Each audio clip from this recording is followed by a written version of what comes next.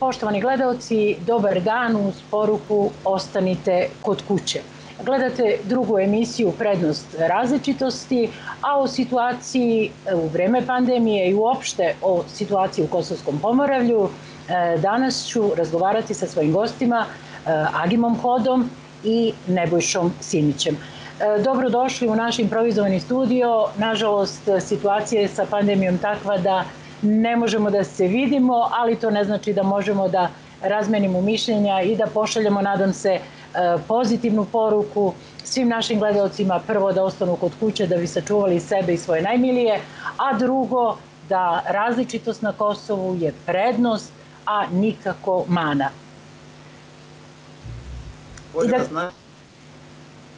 Pozdrav svima. Hvala. Da krenemo odmah. Agime, kako se živi u mestu odakle dolaziš, kako se živi u Koretinu? I za vreme poštuju li se mere lekara? Ima li straha? Ima li problema? Hvala na pitanje. Prvo pozdravljam sve vaše gledalce i slušalce. U našoj sredini živi se relativno normalno.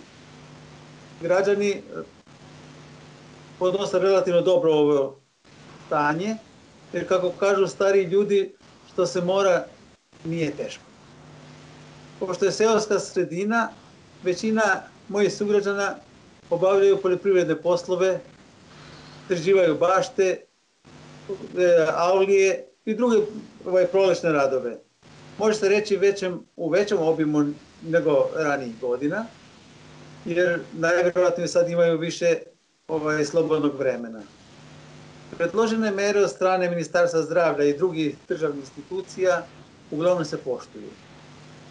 A to je doprinalo na to da iako imamo oko 4000 stanovnika i Koretin se nalazi između Berivojca i Toponice, Toponica je jedna vatra, tako reći, izvor ove pandemije, mi do današnjeg dana nemamo ni jedan slučaj da je neko zaražen koronavirusom, tako da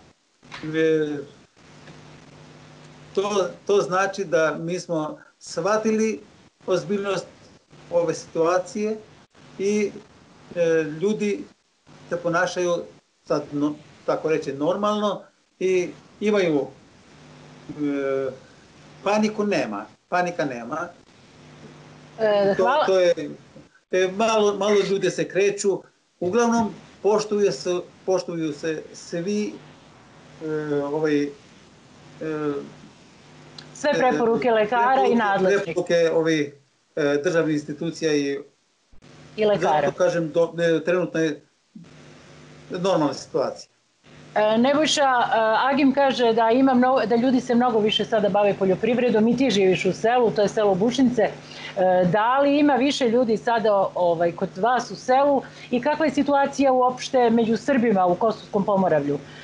Po mojim informacijama, južno od Ibra među Srbima nema ni jedan jedini slučaj koronavirusa i nije ga ni bilo, što znači, kako Agim reče, da poštujemo sve što nam je rečeno. Dobar dan, Anđelka, pozdrav vama i svim onima koji gledaju vašu emisiju. U mom selu je prelepo, mislim, izuzev toga da ono što pratimo preko različitih medija, da je pandemija u čitavom svetu, hvala Bogu velikome, kod nas nema ni jedan slučaj registrovan, u selu živi negde oko 200 ljudi, inače u Kosovskom Pomoravlju takođe među srpskom zajednicom nema ni jedan zaraženi, bar do današnjeg dana. Ja sam pre neki dan govorio s nekim, mi smo u karantinu malo duže, tako da do nas i dobre i Bogu hvala loše vesti ne dolaze baš tako često. Tako da za sad eto ta panika, mislim strah, sad panike možda i nema toliko kako reče Agim, a taj neki strah koji postoji kod svakog pristojen tu, međutim, ono što reče takođe Agim, u selu se radi, ljudi obrađuju zemlju, malo više se obrađuje, tako da je mnogo lakše zapodneti ovu situaciju u tim ruralnim sredinama nego u urbanim sredinama. Tamo ljudi koji žive u stanovima mogu da mislim kako im je. Tako da, ako tako ostane, nije loše. Poštuju se naravno sve preporuke institucija, nisam čuo da je neko kažnjen među srpskom zajednicom i tako. Mislim da je za sad ok, samo nek ostane tako i neka pandemija prođe, to je nevažnije. Nadamo se, kažeš, strah sigurno postoji, strah od nepoznatog uvek postoji, to je normalno kod ljudi. Nebojša, reci mi, koji su inače problemi u mestu gde živiš i uopšte među Srbima u Kosovskom Pomoravlju? Pa sada ako izuzmemo ovo što, kažem, svakoga pomalo plaši pandemija, ima tu dosta tih problema, ne znam, od infrastrukturalnih, od velikog broja nezapošljenih, pogotovo mladih ljudi, odlazi stanovništvo, znači to je nešto što je, pre svega u ovoj situaciji ne zbog bilo kakvog pritiska od, da kažem, drugih zajednica, ali trbukom za kruhom, tako da imamo veliki odliv mladih u čitavom Pomoravlju.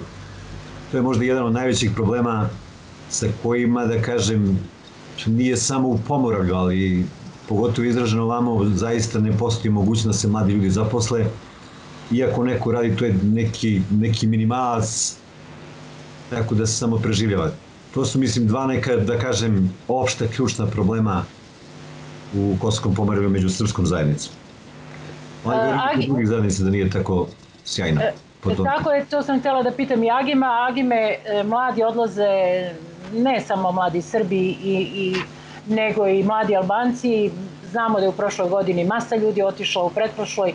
Kakva je situacija, koji su najveći problemi kod vas trenutno, osim pandemije virusa? Osim pandemije, kao što reče i gospodin Simić, nezaposlenost je jedna velika briga kojom moraju naši političari da se pozabave hitno, jer to nije samo problem našeg kraja. To je problem jugozapadnog Balkana, to je zahvatilo sve. Drugo je ljudi što nemaju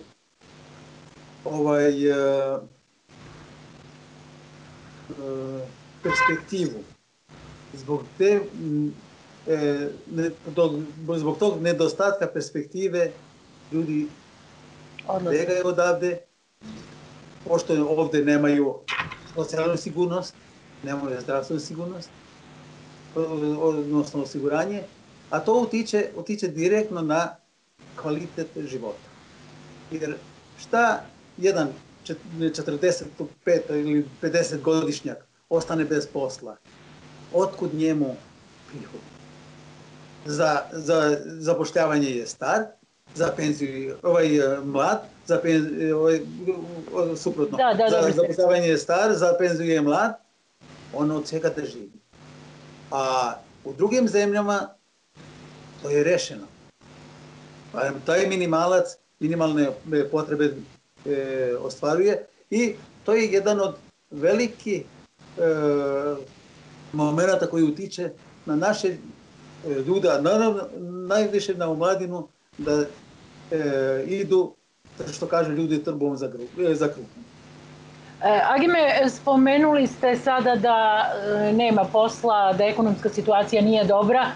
Naši političari su se izgleda zabavili o sebi i samo razmišljaju o foteljama. Kako ti tumačiš trenutnu političku situaciju? Naravno, ne pitam te da pojedinačno govoriš, ali koliko ova česta smena vlada, svaka 3 meseca 4 izbori, koliko to utiče da se društvo ne razvija u pravom smeru i da ljudi, ono što ste vi malo pre rekli, zaista ne vide perspektivu? To, čini mi se, nema komentara o meni.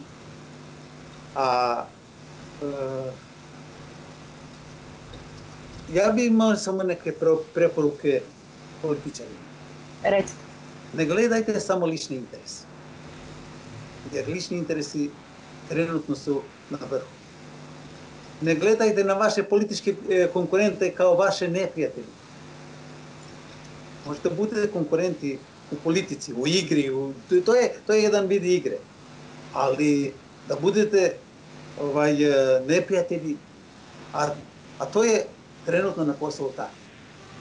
Nemojte se ponašati kao da je država vaša lična svojina. Ponašaju se kao sa Kosovom, kao sa ličnom svojom sredinom. Borite se za dobrobit naroda. Ne gledajte samo dobrobit vaše i vaše porodice. Uvodite socijalnu i zdravstvenu zaštitu. Jer bez toga nema perspektive. Učinite sve da poboljšate život narodima i da stvorimo perspektivu za mlade.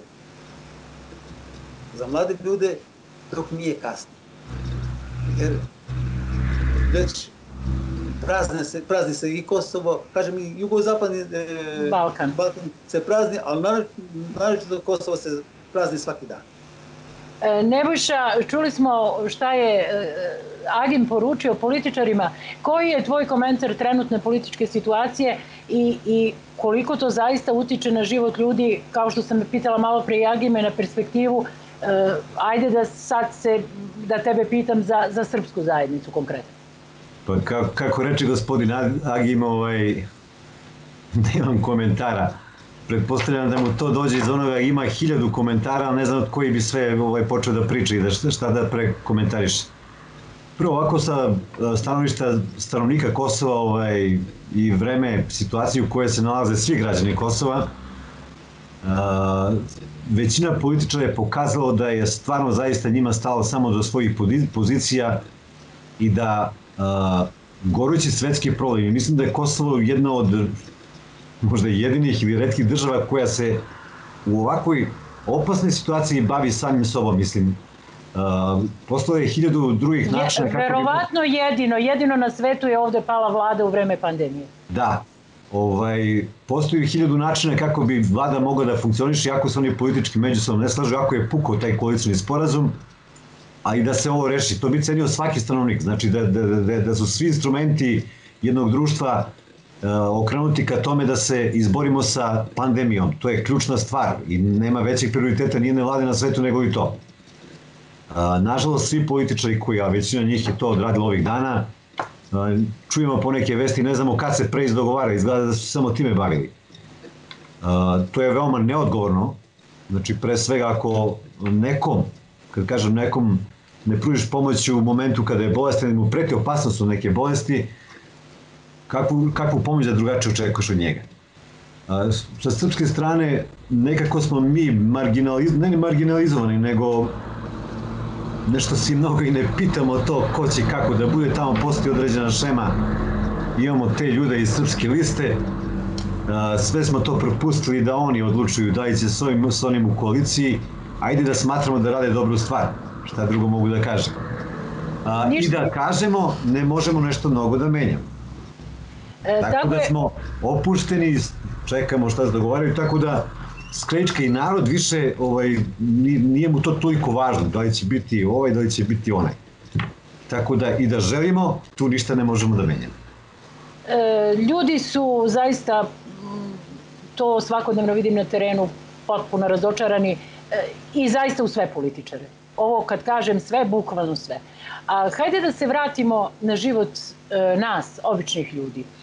Koliko, Nebojša, i ova politička situacija, koliko i ova epidemija koronavirusa utiče na to da ljudi na Kosovu shvate, evo po virusu se videlo, virus ne bira ni veru ni naciju, ni kako se zovete. Koliko je važno da konačno na Kosovu shvatimo da sve te različite jezike, različite vere, različite kulture su zaista bogatstvo? Da kažem, Anđelka, nešto. Vidim šta hoćete da me pitate kroz vaše pitanje.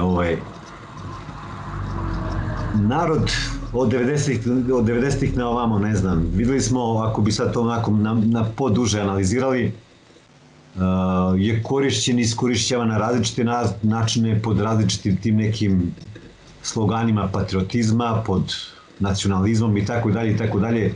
Ginuli su, nažalost, sa svih strana svi oni koji su vodili te politike male ili niko nije od tih stradao, da kažem. Odavno je trebao narod da shvati da smo svi prvo ljudi, a onda je iz čoveka i ljude nastali, da su nastali vere i političke partije. Ovde i na Balkanu, na čitavom zapadnom Balkanu, ako se još uvek glasovi na izborima dobiju sa tim nacionalističkim tonovima ili ako merimo svoju sposobnost to što više mrzimo druge i da zbog toga budemo nagrađeni i da dobijemo takvu neku funkciju je strašno. Prvo za taj narod, jer odlično znamo da svi političari koliko god oprešno imali stavove da se oni posle te scene ili govornice izuzetno lepo druže i pomažu u restoranskim prostorijama i tako dalje i tako dalje. Mislim da treba da, većina je shvatila, ja mislim, ali da svi trebamo da učinimo to da zaista jedni drugima učinimo život boljim na Kosovu. Mislim, mi tu, mnogo mi je teško kad pogotovo međunarodna zajednica, u početku ja sam uključen, Bogu hvala, bio od početak u sve te procese, kad kažu vi morate da živite zajedno. Mi smo živjeli zajedno. Znači, nije, ove prostore delimo vekovima. I Albanci, i Srbi, i svi koji naseljavaju prostore Kosova. Možemo da živimo i sada. Samo neka nas malo opuste ovi političari da nas ne huškaju i pale. Inače, u Kamenici, evo Jagim će potvrditi mnogo ljudi koji su bili.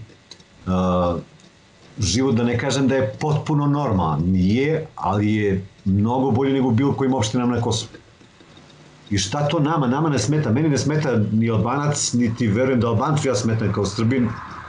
Sad imamo te neke koji misle kao ja, a nemaju hrabrosti da to javno kažu i da se izdignu i da se otmu iz ruke tih političara koji pale tu vatru. Agime, zašto još uvek, evo, 20 godina je prošlo od najnovijeg sukoba koji je nažalost bio ovde i odneo zaista mnogo žrtava. Zašto i 20 godina posle toga, evo ja zaista vam se divim kako odlično govorite srpski, ja nažalost ne znam albanski, voljela bi da ga znam, ali ja nisam ovde rođena, a sigurno bi znala. Zašto još uvek ljudi misle, ako govore srpski, da nisu patriote, ili ako Srbi znaju albanski, Bože sačuvaj, onda su oni izdajnici srpskog naroda? Zašto mislite da to još uvek vlada i kome to odgovara da bude takva situacija? Prvo, u svako žito ima kukolja. Da. Tako pa najviše političari koriste to za svoje, tako reći, za svoje interese, za svoje potrebe. Jedno. Drugo je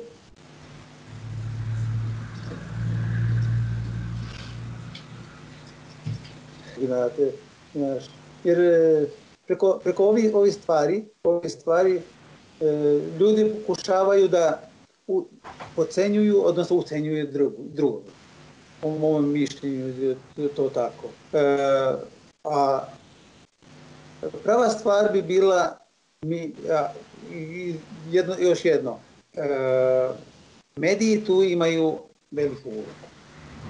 Jer mediji sve ono što je negativno, i ako se posvađali dvojica, u medijima ima da ide ta vest i to je kao bomba.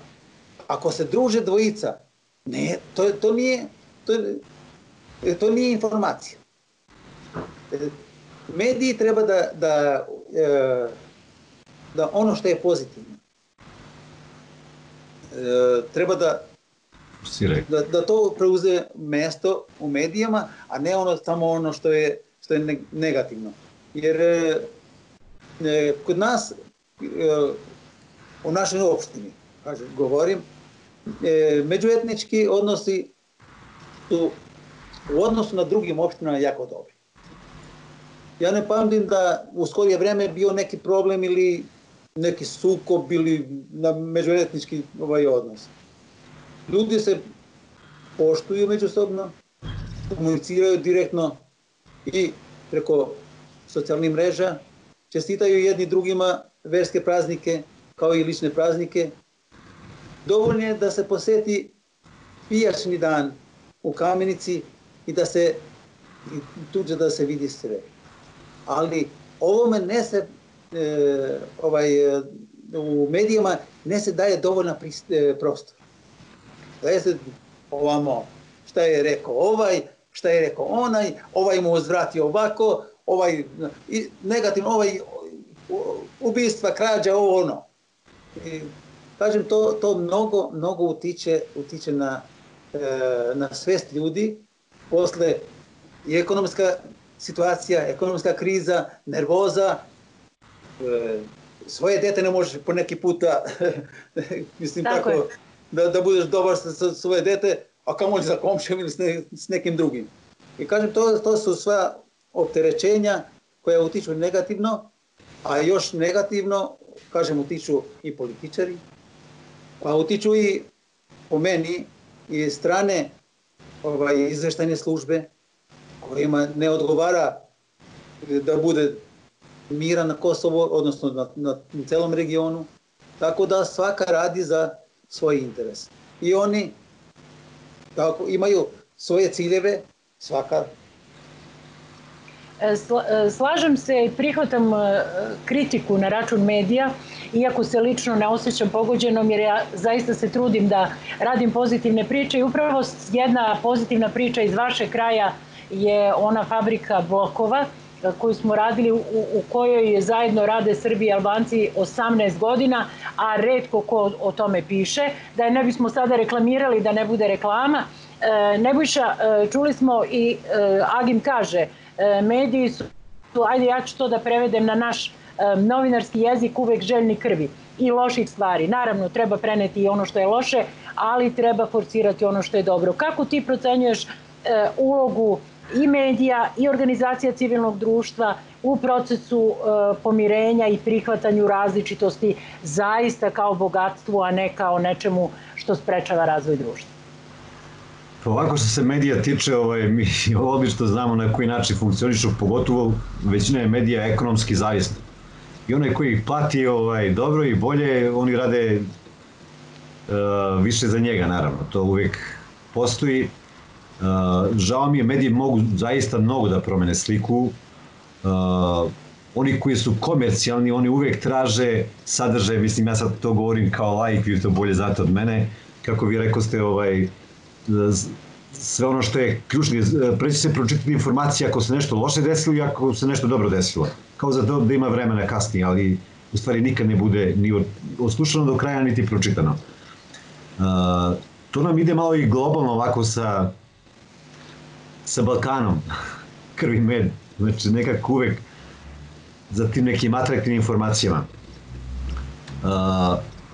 Civilni sektor može doprinoti takođe mnogo, međutim, konkretno na Kosovu, srpski i albanski civilni sektor sarađuju, ali vrlo malo. Ja sam često puta i kroz neke različite projekte pokretao različite inicijative da se ajde prvo udružimo zajedno protiv problema koji nemaju taj prefiks albanski i srpski, nego zajedno protiv neke muke koja je jednaka za sve građane Kosova, za Srbi, za Albance, Rome, Aškali i tako dalje.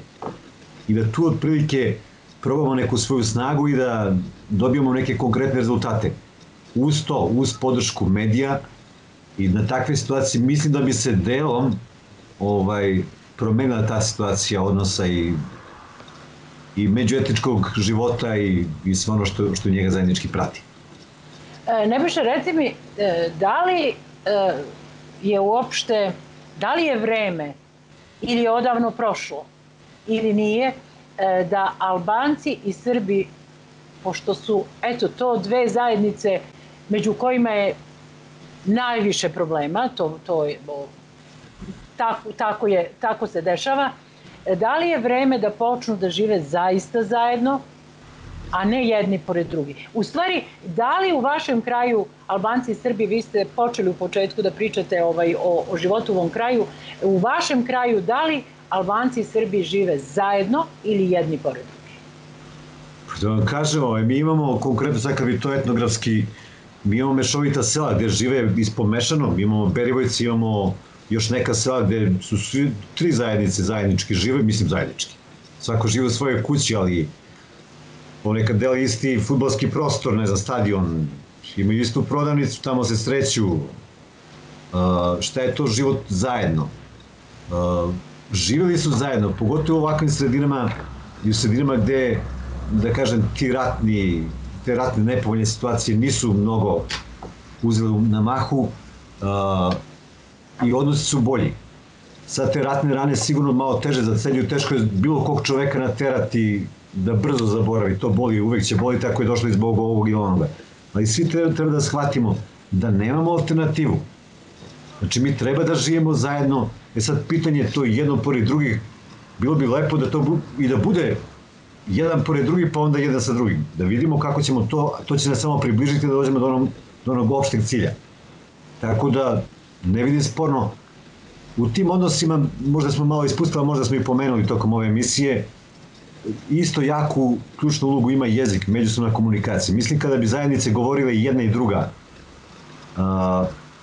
jezik druge zajednice, da bi se i bolje razumeli i da bi bolje mogli da se predstavimo, bolje da se čujemo, da se međusobno slušamo i uvažavamo. Jezik je jedna stvarno od velikih barikada koja možda stoji na tom procesu zajedničkog suživota i jedna od stavki naravno i mnoge stvari koje je gospodin Agim rekao, mladi pogotovo njima ostaje sve ovo, su nezadovoljni sopstvenim životom, znači taj ekonomija bi morala da se probudi, da se pokrene posao, srećan čovjek, njemu ne smetaju male razlike nekome tamo, ne znam, da li ovaj Albanac ili ovaj Srbin, ako je on zadovoljan, lakše će trpiti bezobraznog Srbina ili u obrnutoj situaciji ovaj bezobraznog Albanca.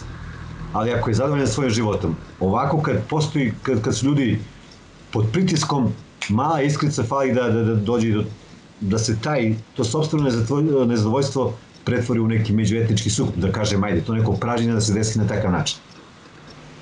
Agime, recite mi vi, međunarodna zajednica je ovde od 98. možemo da kažemo. Koja je njena uloga u tom procesu pomirenja? Ima li ona uopšte svoju ulogu u tom procesu pomirenja ili bi se možda Albanci i Srbi lakše pomirili bez posrednika? Mislim, ako se već nisu pomirili. Vi ste mi rekli da u vašem kraju, i Nebojša i vi, da je u vašem kraju tu situacija relativno normalna. Pa kao što je reče gospodin Simić, vekovima smo živeli zajedno. Popili smo istu vodu, koristili isti vazduh, živjeli u isti prostor i delili skoro jednaku sudbinu. Pa kada smo nekad mogli, ne vidim nijedan razlog što ne bi mogli i u budućnosti da živimo. Ne, što reče gospodin Nebojša, i jedan pored drugog, ali i jedan sa drugim. Međunarodna zajednica je mogla puno više da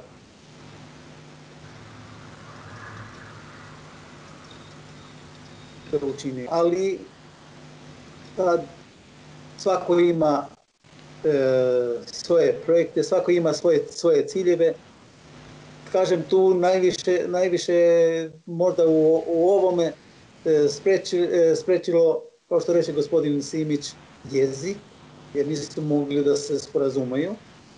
I čim ne možeš da se sporazumeš, onda ako te neko hvali ili nešto, čini se da te psovao. Drugo, to rekao i malo pre, i ove strane agencije, ne dolaze svaka agencija, mislim, da bi nas pomirila, nego ima puno njih koji hoće da nas posvađaju. I lakše je svađati, mislim, učestvovati u svađi dvojice nego u pomirenju. U pomirenju treba puno više truda. Puno više truda. Recite mi sada, na početku emisije smo pričali o tome koji su problemi u vašim krajevima. Šta je ono čime možete da se zaista pohvalite, da u vašem kraju, čime možete da budete ponosni? Da li su baš to, evo od Agima da krenemo, da li su baš to ti međuetnički odnosi u vašem kraju? Ja sam bila u Kamenici, tamo meni se Kamenica razlikuje od svih gradova, nema onoliko automobila kao u drugim mestima, ravna je, široke ulice, zelenilo, tako da mi se i potpuno razlikuje od drugih mesta. Čime vi možete da se pohvalite, Agime, da kažete, evo ovo je, mi možemo da budemo primer ne samo na Kosovu, nego i šire na Balkanu? Pa, kako da kažem, Kamenica je jedno mirno mesto. Da se živi bolje nego u Kamenici ne može, nema mesta da se živi. Za privređivanje, za biznis nije. Jer to je neko slepo crevo, ali što se tiče života, što se tiče kvaliteta života, to nema ravnog, čini se mi u Balkanu nigde. Ljudi su mirni, nemamo već godinama nemamo slučajeva ubistava ili nekih drugih stvari. Tolerantni su ljudi, udružljivi, gostoljubljivi i tako da, kao što rekao i u početku, samo treba da se poseti prijašnji dan u petak u Kamenici i da se vidi, mislim, se poštuju, tako da mi možemo to da, mislim, da se predstavimo negde u drugim krajevima za to, da smo mirni ljudi, da imamo jako dobar i vazduh i sve ovo što čini životom nešto bolje. Nebojša, čime možete da se pohvalite? Se slažete sa Agimom ili... Pa slažem se ovo što je rekao Agim, Kamenica je vikend gradić. Mislim više kao neka vazdušna banja. Zaista je i klima Kamenice jako povoljna. Srećan sam što pripadam toj Kamenici. Sada možda na ovom brdu po ovoj novoj decentralizaciji, ali nešto bliža mi je Kamenica. Zdravo je mesto, dobra je voda, dobar je vazduh, nema teških industrija. Narod Kamenice, govorim za sve zajednice koji u njoj žive, pre svega mislim na srpsku i albansku, ljudi su zaista onako pitomiji malo, mislim. Možda i čitavo Pomoravlje Kamenica u odnosu na sve prednjači u tom smislu. To je nešto što je možda za pohvalu. Nažalost, sve ostalo nije, ali nije kriva Kamenica ni njeni građani. Žao mi je što su je većina tih međunarodnih emisara i političara, kada je to bilo potrebno, koristili kao mesto primjerom gde je moguć život Albanaca i Srba, a da uz to ništa, da kažem, vrlo malo ili ništa nisu doprineli da tim građanima Kamenice omogući kvalitetni život u smislu pre svega zapošljavanja, investiranja i tako dalje. Tako da tu nesreću koju dele Srbi, dele i Albanci, mislim. Veliki broj nezapošljenih ljudi, to je najteža stvar i što niko od tih mladih ljudi ne vidi budućnost. Znači, Kamenica polako izumire. Iz Kamenice odlazi i Albanci, da ne kažem samo Srbi, pa da se to prevede da je to zbog nekog pritiska. To je nešto što je strašno. Eto, to je za pohvalu Kamenica. Ja sam srećan da kažem da živim u njoj, da mogu da se slobodno krećem, da moje deca su u školi isto tako mogli da se kreću i druga deca naravno. Ponekad imamo neki sitni incident među tim srednjoškolcima, ali to je na nivou, da kažem, statističke greške u poslednje vreme, ali mi to predupredimo odmah preko škola, preko sistema, imamo razrađene mehanizme da to ne uzme neki veći obim. Tako da za sad je to što je ono dobro, da kažem, u Kamenici. U Kamenici imamo školu jednu pored druge i po mojim informacijama nikada nije bilo incidenata između dece. Ako je bilo, to su neke sitnice, ali i imate dvoje dece svoje pa se posvađaju. Profesori, imam informacije da sarađuju po određenim poslovima. Koja bi bila poruka, Nebojša, tvoja građanima širom Kosova, odakle iz Kamenice, u smislu tog zajedničkog života, u smislu prevazilaženja tih stereotipa da je Kosovo samo albansko ili da je Kosovo samo srpsko, i što je meni rekao mi jedan sagovornik upravo iz Kamenice, pokazao mi je prema selu Korminjane i rekao mi to je srpsko selo i kaže moj deda je meni govorio ne zna se kad su Srbi došli tu, a onda je razgovarao sa nekim Albancem iz Kamenice koji je rekao ne zna se kad su tu došli Albanci. što je veoma pozitivno. Znači, koja bi bila tvoja najbolja poruka svim građanima iz te, eto da kažemo, mirne Kamenice, od vas koji tamo živite? Pa ovako, dragi građani Kosova, bez obzira koje veri pripadate, videli ste da posljednjih 30 godina nas i vas i obične ljude niko ne pita od političara da li je dobro da Kosovo bude srpsko ili da Kosovo bude albansko ili Kosovo bude kosovsko. Ono što smo shvatili da ni naši političari se ne pitaju za to. Izgleda da im neko sa strane govori o tome da li će Kosovo biti ovakvo ili će Kosovo biti onako. Nemojte da se zamajavate i gubite vreme na te priče. Situacija će se rešavati kako su neki veliki zacrtali, a mi, odnosno vi ili svi zajedno, ne gubimo vreme, nego stvaramo uslove za bolju budućnost i nas samih i naše dece. To je bila moja poruka za sve građane, ma gde god oni živjeli, ma koje vere bili i kakvog opredeljenja bili. To je ključna stvar i ono što izvorno mislim od mog postojanja, kako sam mogao da razmišljam, to isto mislim sad i mislit ću nakon 50 godina ako budem živ i zdrav. Takvu poruku ostavljam svoje deci i svima ostalim. Agime, vi ste na početku emisije dali poruku političarima. Koja bi sad bila vaša poruka građanima? Poruka građanima bi bila ne činite nikome što nije dobro za vas, odnosno prihvatljivo za vas. Jer ukoliko pođete od toga, nikad nećete ni grešiti, a nikada nećete nikome zadati bol. Hvala vam, ja ne bih imala šta da dodam. Hvala vam puno što ste bili u ovoj emisiji. Imali nešto da vas nisam pitala da biste želeli da kažete? Ima. Reci, izvolite. Vidio sam, ako mogu da kažem u programu, da je bilo ono, možda samo to je nešto ostalo od onoga oko ove pandemije, koliko nas zbližila ili razdvojila narod. Izvolite. Možda se mešam u vašem programu, ali nema veze. Ona ga je odvojila po tim stručnim i treba da ga odvoji. Po stručnim savjetima i lekara i svih onih koji se bave. Ali mislim da ne samo građanima koji žive na Kosovu, nego celom svetu treba da bude pažnja malo da velike stvari u životu ne zavise ni od bogatstva, ni od političara, ni ekonomske moći, ni verske moći, da postoji nešto što je dobro možda u koroni, da treba da razmišljamo svi kao ljudi. To je nešto možda što je trebalo samo dopuniti ovaj deo. Hvala vam.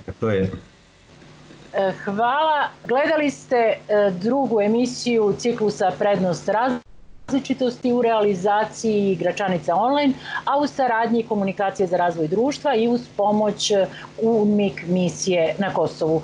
Još jednom, umesto prijatno i doviđenja, ostanite kod kuće.